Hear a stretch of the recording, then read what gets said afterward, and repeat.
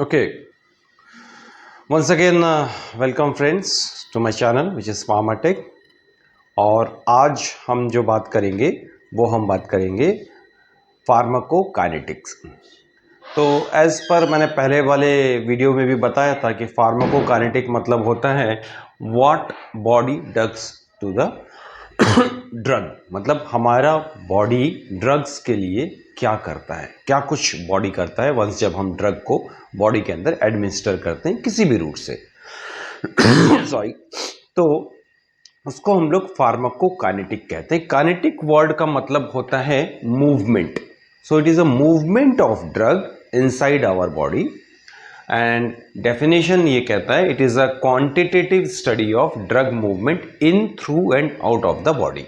ये quantitative study है, qualitative नहीं है, क्वांटिटेटिव है, मतलब कि कितनी मात्रा में चीज़ें हो रही हैं। अगर किसी भी चीज़ को हम लोग उसकी क्वांटिटी में देखते हैं, उसको क्वांटिफाई करते हैं, उसकी मात्रा देखते हैं, then we call it quantitative study. तो क्वांटिटेटिव स्टडी है ये of a drug movement in, through and out of the body, मतलब बॉडी के अंदर ड्रग के जाना, मूवमेंट इनसाइड में मूव होना, plus out which mean drug के एक्सक्रीट होने के सारे प्रोसेस के क्वांटिटेटिव स्टडी को हम लोग फार्माकोकाइनेटिक कहते हैं।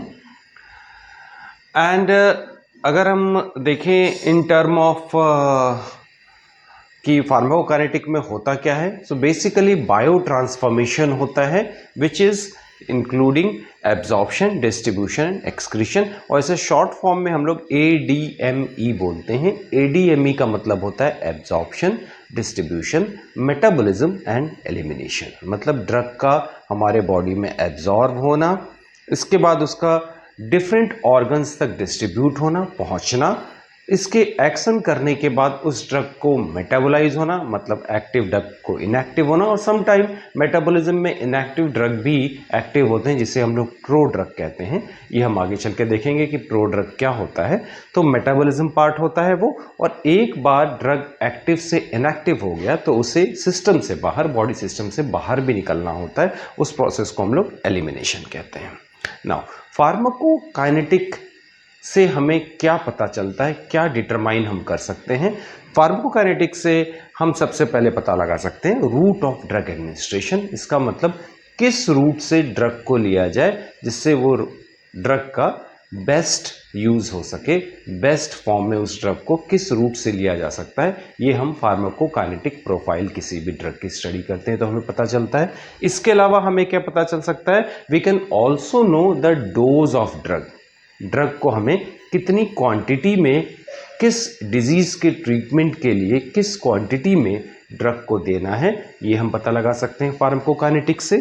इसके अलावा we can find the latency of onset of action, मतलब लेटेंसी वर्ड का मतलब होता है वो गैप पीरियड, एक्शन आने से पहले जो एक गैप पीरियड होता है, जिसको हम लोग अगर आप कॉमनली समझें जैसे स्लीप लेटेंसी होता है। स्लीप लेटेंसी वर्ड का मतलब ये होता है कि जब हम बेड पे लेटते हैं वहाँ से लेके, हमारे बेड पे लेटने से लेके नींद आने तक का जो पीरियड होता है उसे हम लोग स्लीप लेटेंसी कहते हैं। वैसे ही जब हम किसी ड्रग को लेते हैं तो ड्रग को एडमिनिस्टर करने से लेके और एक्शन स्टार्ट होने के बीच के टाइम को हम लोग लेटेंसी टाइम कहते हैं। We can also find out the latency of onset of action.